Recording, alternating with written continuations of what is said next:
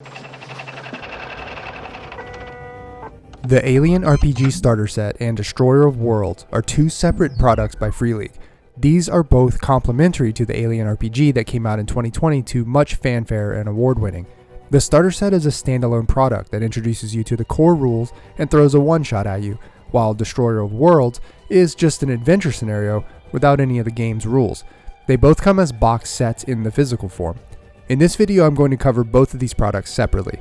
As for the core rules of the game included in the starter set, I'm going to mostly gloss over since I covered the rules in my review of the Alien RPG core rulebook. I'll leave a link to that below. I'm going to be partially spoiling both adventures, but I'll put warnings up in the video if you want to skip past them. Also, check out the timestamps below if you want to skip to the Destroyer of Worlds review. I start with the starter set. The actual box set comes in a thick, matte, black cardboard box, and you get 20 dice, 10 yellow stress dice, and 10 regular black dice. These are essentially D6s, but with the 1s on the stress dice and the 6s on both types replaced with universal symbols used in the game for panic and success. It's a lot of dice, especially considering how much they cost separately. Also in the box are personal agenda cards, which each player will get at the beginning of each of the 3 acts of the canned adventure. You also get 10 initiative cards, which are used to keep track of initiative position during encounters. Then there are NPC cards, which relate to that adventure, and cards for each of the weapons detailed in the abbreviated rules book. There's a star map that plots out the franchise's galaxy.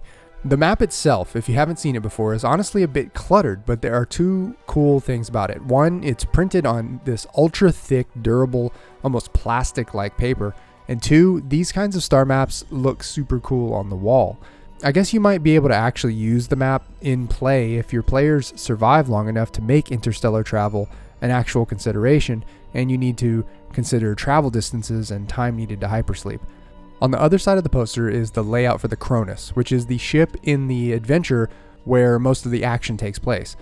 This is a complicated floor plan, and if you're playing at the table, having this map out for everyone to see is a must. Then you have a stack of full-color pre-generated character sheets.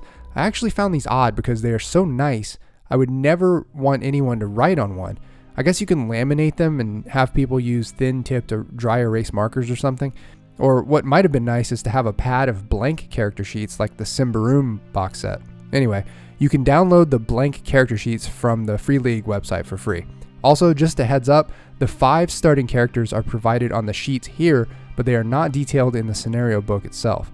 Then there's a huge set of ultra-thick cardboard tokens that you can use to track all kinds of map elements like enemies, NPCs, PCs, and blips on motion sensors. I found that the map of the Cronus on that nice poster is scaled a bit small for these tokens, so you might run into some token clutter. Finally, there are 2 booklets, the Chariot of the Gods Cinematic Scenario, which runs about 50 pages, and the Abbreviated Core Rules Book, which runs about 100 pages. I'll cover each of these one by one here.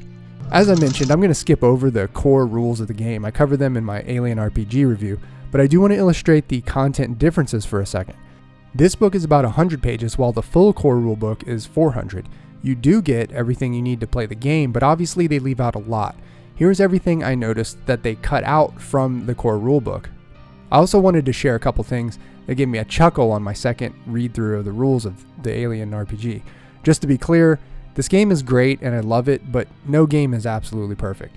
Out of your 12 skills, if you roll extra successes on heavy machinery, stamina, or comtech, you can choose to never roll again for the same challenge. This is insanely generous if you think about it. Also with recovery, if you are not broken, you gain 1 point of health per turn. And if you are broken, you pick up a point of health after 1 turn. I just thought it was funny because most of the game is pretty brutal, but the auto recovery rules here are pretty nice. The cinematic scenario included with the starter set is called Chariot of the Gods. The scenario is meant to be played in 1 or 2 sessions, and it's broken down into 3 acts. Here's the premise. You play a crew member aboard a star freighter called the Montero, hauling a massive amount of volatile but valuable tritium for the megacorp Weyland-Yutani. You receive a distress signal, and you're ordered to respond. Alright, here come the minor spoilers. When your ship gets the distress signal, you find that it's a long-lost freighter called the Cronus. The Cronus is the main dungeon for this whole adventure, and it's painstakingly detailed in terms of the room layout and description. I really like the way the author presents this entire adventure in modular units of dramatic events that are either mandatory or optional. Here's what I mean. Each of the 3 acts is composed of entirely standalone paragraphs. In Act 1, you have 7 dramatic event points of interest that you need to present at some point to your players in order to fulfill the basic story arc. But you're also given 8 optional events that you can throw at the players at any time if things are dragging on or if you just want to crank up the tension or action. I really like the length of each of these descriptions too. They are a lot more digestible than the room descriptions of the Cronus. Anyway, I'm not going to spell out the rest of this scenario through its events, but long story short, your crew boards the old Cronus ship, its crew wakes up, and it turns out that they've been on a planet where they picked up some alien artifacts that actually contained weaponized spores that ended up wiping out most of their crew, and the threat of being infected by these spores pretty much spirals out of control. I have 3 major takeaways about this adventure. One of your party is secretly an android working for a corporation spying on Weyland-Yutani. I am a huge fan of secret player objectives, and this one is beautiful. The android's objective is to secure the alien spore in goo specimens by hook or crook, and can lead to some pretty interesting player choices by the end of the scenario. The only danger here is that you could border on flat-out PvP, which you might need to prepare your players for in advance. 2, there is an entire 3rd ship in this scenario that is optional. It's a pirate vessel called the Sotillo, and it comes with 4 fully detailed NPC crew members. You can have the Sotillo dock in the 3rd act and have the corporate-sponsored pirates come aboard just to make complete chaos out of things. These NPCs are also backup characters for players to play in case you need them. 3, speaking of chaos, this scenario builds up quite well on a steady ramp from the beginning, but the vehicle on which it's done isn't my favorite. Essentially, Chariot of the Gods is a Prometheus-branded adventure. Remember, Prometheus and Covenant are part of the Alien RPG universe, for better or worse. Here, the alien threats come in the form of tiny spores, bloodbursters, abominations, and neomorphs. Most players are going to have their characters end up getting sick from the spores and losing control over their PC as they turn into abominations. That's okay, I guess, but handing them another NPC sheet as their new character after having breathed in some invisible spores seems a little anticlimactic.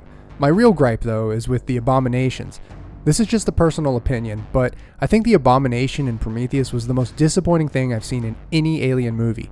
Mostly because conceptually they are so generic and lack features that make Alien unique. They're space zombies, but abominations are heavily featured in this adventure. They're sleeping in med pods, they're sleeping on the floor in the other room, there's one hanging out on the hull. All of your crew members become one eventually. From a story and action mechanics perspective, they're great because they're scary and pretty deadly, but they're just zombies. If you're in the same boat as me, you can consider replacing them with a more exotic disease that doesn't remove player agency outright and rather hobbles them and maybe turns them into fragrant bait for an increased number of neomorphs or something. Also, call me old school, but I think the spores are a very flat way to incubate a character with an alien. Give me facehuggers any day. I love facehuggers. Genius creature design and a lot more kinetic. Maybe give the players a way to remove a facehugger with one of the med pods if they can make the roll. Okay, here are my thoughts on the Alien starter set. Cons. Using Prometheus Covenant monsters. This is not a deal breaker because any GM worth their salt can replace monsters in a published scenario. But in particular, I found the embrace of abominations to be kind of disappointing. Honestly, it's not the fault of the author. Abominations were featured in an official movie that became part of the licensed RPG. But if you got a bunch of players together and sat them all down for a game of Alien the RPG and then said, hey guys, actually this is Alien Covenant the RPG, I'm willing to wager there would be some sour faces. Pros. The design of the Cronus. This is a fantastic sci-fi dungeon, each room rife with function and description. It's a little daunting at first, and really the GM needs to study it a bit before running the scenario, but it feels like a large ship with plausible design, and that's a big step towards the suspension of disbelief. Event handling. I love the presentation of discrete mandatory and optional events across the 3 acts in Chariot of the Gods. These are like knobs that the GM can turn on the fly in order to control the length, tension, and action of a session. The box set. Alright, confession. I haven't played an in-person RPG in a pretty long time at this point, but that doesn't mean I haven't been stockpiling metric tons of stuff for in-person play. And the stuff that Free League puts out for the physical table is always of a peculiarly high quality. The box thickness, the paper quality, and even the ink quality always jumps out at me as being primo. Destroyer of Worlds is a box set adventure by Free League published for the Alien RPG. It comes with cards for weapons, vehicles, and personal agendas, as well as some more general story cards. There's also a card for each NPC and pre-generated player character. The huge double-sided map details the Aryarchus colony and Fort Nebraska on one side, and extreme detail of the Fort Nebraska complex on the other. I've harped enough about the quality of the paper and stuff. It's all very nice. You get double-sided character sheets for all the pre-generated PCs and 4 smaller player maps on one double-sided long sheet and another player map handout on another long sheet. And finally, there is the adventure booklet itself, which runs about 90 pages. Destroyer of Worlds is structured to be run across 3 to 5 sessions, depending on your pacing. The premise is this. You play a Marine, like the ones from the movie Aliens, and you're about to be deployed on the moon of a Jupiter-like planet, a moon called Aryarchus. And on Aryarchus is, or was, a co-op oil mining and refining colony that was taken over by your government, the United Americas. Your mission is to capture or kill 4 Marines who have gone AWOL. Your colonel tells you that these 4 Marines have highly classified intelligence. I'm going into the spoiler zone here, although I'm not going to blow the biggest reveal in the 3rd act. There are some complications. One is that the colony is about to boil over into a full-scale conflict between UA authorities and insurgents under the banner of the Union of Progressive Peoples, or UPP. And that's just the first complication. Pretty soon you will stumble upon the fact that all the oil in the moon's underground reserves has been sabotaged by an oil-eating bacteria, which is converting the oil into a sand-like substance, which in turn is causing sinkholes and cave-ins under the buildings of the colony. But that's not all. Within the 1st act, your Marines uncover the ultimate threat, xenomorphs. This adventure for the most part goes back to the old school monsters of the franchise, with a few innovations that are in line with the old school aesthetic, and I found it extremely satisfying. The scenario gets intense in the 2nd and 3rd acts. There are multiple bombardments outdoors, indoors are filled with aliens, there are 2,000 desperate colonists, and violent insurgents at every turn. By only the 2nd act, your Marines are scrambling for their lives to get off the moon, the only way they can, by a space elevator. And it doesn't end at the space elevator, even if you somehow manage to survive to that point. It actually gets more insane right at the end. The first 50 pages present the synopsis, and then each of the locations in detail. This scenario goes crazy with the maps, maybe to a fault. There are so many realistic facilities on this moon Aryarchus, and they are all full of details. Actually, the number of details didn't bother me so much as the lack of indentation, bullet points, and putting threats in bold. Some typographical variation would make scanning and using these paragraphs as reference a lot easier. Then there are 10 pages that cover the events of the scenario in semi-chronological order. These are broken down into mandatory and optional, like in Chariot of the Gods, and they're great. As a GM, there's no way you can throw every event at players because it would just be too deadly and bloated, but having all those optional dramatic events gives the GM lots of control on the flow of the game and contributes to some replayability. The last part of the book covers the different alien threats that you'll be familiar with from the 1st and 2nd movies, and include a couple of new ones called anathemas and body bursters. The anathema is extremely similar to an abomination, but instead of turning into a rampaging zombie that runs around forever, the person turns into a rampaging ghoul that quickly expires in an explosion of airborne black goo that can infect others. I think of this as an improvement over the abomination. The body burster is not too far afield from your classic xenomorph. It is incubated by a facehugger, but instead of a small chest burster emerging to grow out the rest of its body in the darkness somewhere, the thing grows entirely inside of the host's body, converting the skeletal system into its own, and then sort of pops out fully formed as a xenomorph drone from the host's skin. So here are my thoughts on this scenario. Cons: the location descriptions.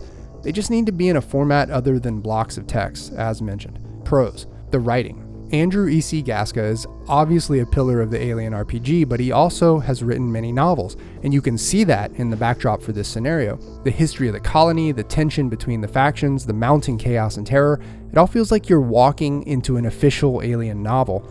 Or I should say Aliens novel, since this scenario is heavily themed after the 2nd Alien movie. The aliens. I thought this scenario's embrace of classic aliens, plus some reasonable variations, was really spot on in terms of the look and feel, at least as far as what I'm into. The anathemas just sort of popping at the end of their life cycle is very cinematic and fun compared to the immortal abominations. Sci-fi tool.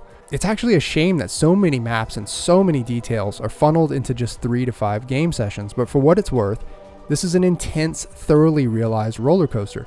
Of course, nothing is stopping you from taking pieces of the scenario and using them elsewhere. Fort Nebraska, for example, is a nicely illustrated complex that you can put on any colony planet anywhere with all the same layout.